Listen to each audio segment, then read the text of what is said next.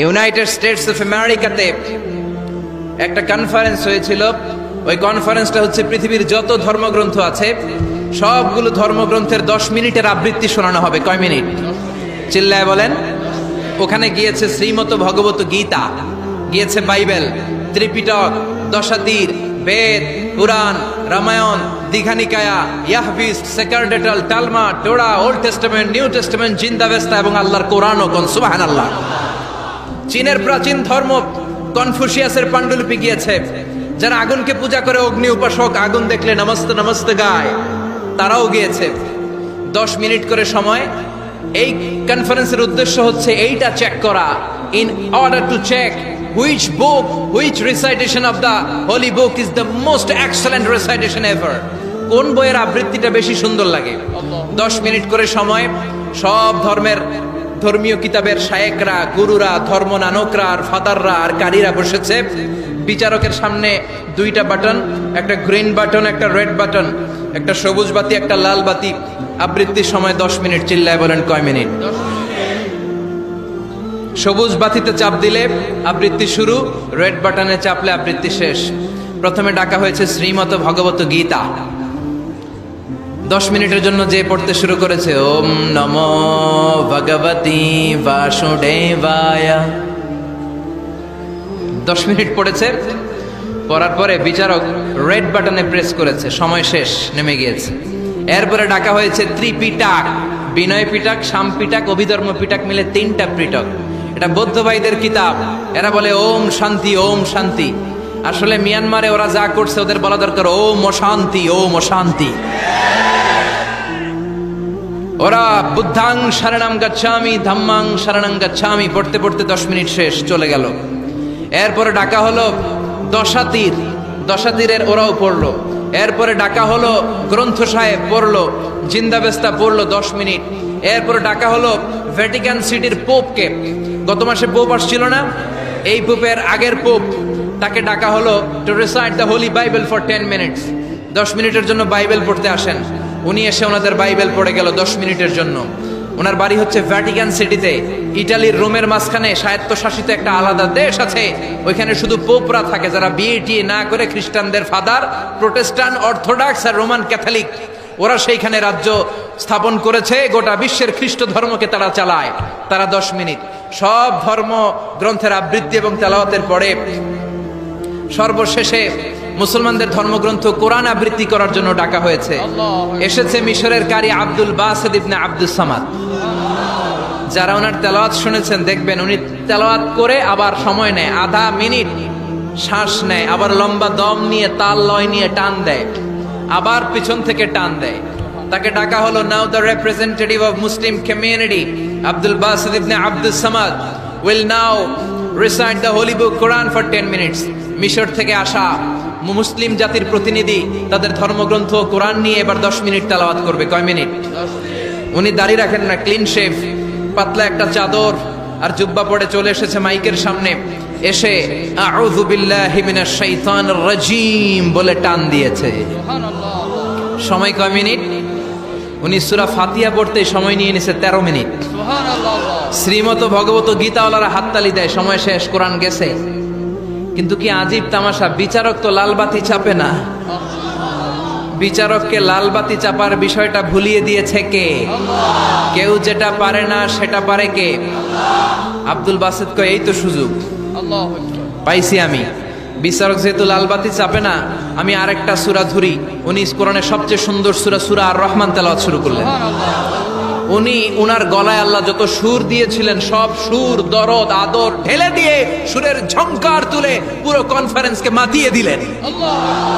15 minute হয়ে যায়, বিচারক লালবাতি চাপে না। 20 মিনিট, 25 মিনিট, 30 মিনিট হয়ে যায়, লালবাতি চাপে না। এদিকে অর্গানাইজিং কমিটির প্রধান চেয়ার থেকে উঠে এসে বিচারকের গায়ে ধাক্কা দিয়ে বলে, এই man, what's the hell are you doing here? What's wrong with you? Why aren't you pressing the red button? লাল বাতি চাপোস না কেন?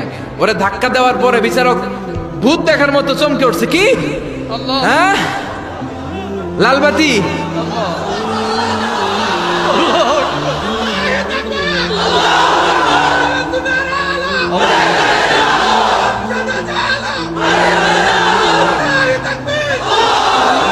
অর্গানাইজিং কমিটির চেয়ারম্যান যখন ধাক্কা দিছে, why aren't you pressing the red button, তুমি লাল বাতি চাপো না কেন? ভিমড়ি খেয়ে ওর লাফ দিয়ে, কি হ্যাঁ লাল বাতি নীল বাতি কোন বাতি কোন বাতি? হুশ নাই, ওর হুশ নিয়ে গেছে কে? আবার যখন আব্দুল বাসেদের তেলাওয়াতের দিকে তাকায় আবার বেহুশ। না পেরে বিচারক দাঁড়িয়ে বলে, ও Abdul Basit ibn Abdul Samad, come from Egypt, there is no time limits for you, recite as much as you wish. O Abdul Based, আজকের এই প্রতিযোগিতায় তোর জন্য তেলাওয়াতের কোনো সময় নাই, তোর যত মনে চায় তুই পড়ে যা।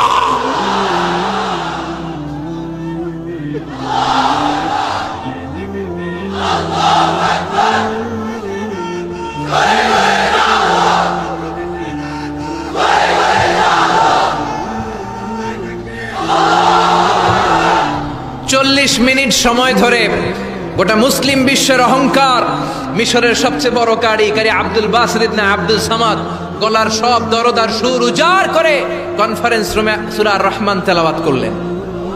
কনফারেন্স শেষ হলো, ওই বিচারকের বিরুদ্ধে মামলা হলো তিনটা। কয়টা? যেহেতু আন্তর্জাতিক কম্পিটিশন, আন্তর্জাতিক আদালতে মামলা, সুইজারল্যান্ডের দি হেগে মামলা। হ্যান্ডকাফ পরিয়ে বিচারককে নেওয়া হয়েছে। মাননীয় আদালত বলে, why made you partiality between the books? You have given to Bible 10 minutes. You have given to Srimata Bhagavata Gita 10 minutes. You have given to Tripitaka 10 minutes. Why have you given extra 30 minutes for Quran? সব ধর্মগ্রন্থরে 10 minute দেওয়ার কথা, বাইবেলরে দিলি 10, শ্রীমত ভগবত গীতারে দিলি 10, ত্রিপিটকরে 10, কোরআনরে অতিরিক্ত 30 minute, মানে আগের 10 আর 30 মিলে 40 minute দিলি কেন? বিচারক বলে, অনারেবল জাজ, I have a humble question to you. মাননীয় আদালত, আমার একটা বিনয়ের প্রশ্ন আছে। আদালত তো টাসকি খেয়ে গেছে, কিরে আমার এবার প্রশ্ন করে কেন? বিচারক বলে, আমার প্রশ্ন হচ্ছে, বিচারক তো আমি নিজে হই নাই, জাজ তো আমারে আপনারাই বানাইছেন। আমি তো ওদেরকে 10 মিনিট দিছি, ঠিক কিনা? আমি তো বাইবেলরে 10 মিনিট দিয়েছি। এর কারণ, যখন বাইবেল পড়তে এসেছে আমার হুশ আছে, আমার সময়ের জ্ঞান আছে, আমি সময়ের টাইম ধরে বসে আছি, আমার হিতাহিত জ্ঞান আছে, আমার নার্ভাস সিস্টেম ওকে।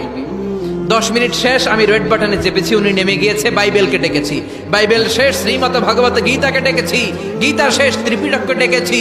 কিন্তু ওই মিশরের কারি আব্দুল বাসেদ জুব্বা একটা পরে কোরআনটা হাতে নিয়ে মাইকের সামনে এসে কি যে বলে একটা টান দিল, ওই টান দেওয়ার সাথে সাথে আর আমার হুঁশ নাই। আমি কি সাগরের উপর, নাকি মহাশূন্যে, নাকি জমিনের অতল গহ্বরে? আমি কোথায় বসে আছি, আমি কোথায় দাঁড়িয়ে আছি, আমি নিজেই জানি না।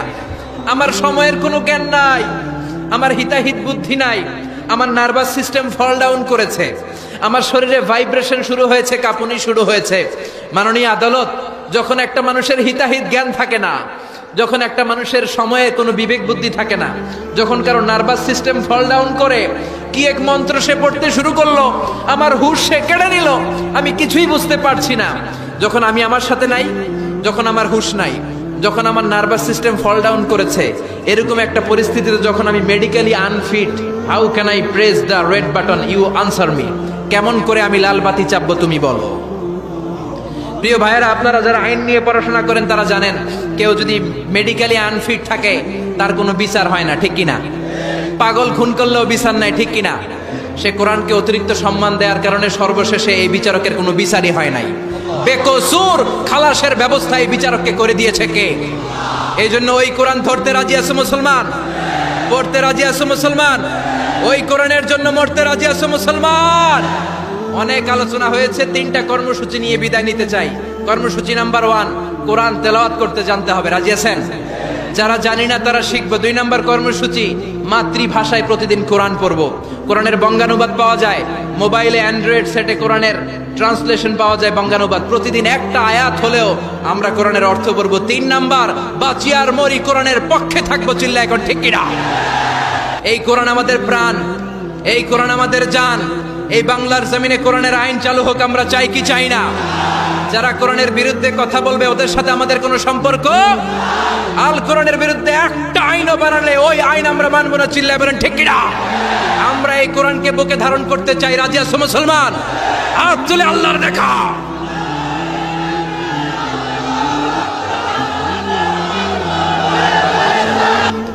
আল্লাহ আল্লাহ আমাদের সবাইকে কথাগুলো বুঝার ও আমল করার তৌফিক দান করুক, আমরা বলি আমিন।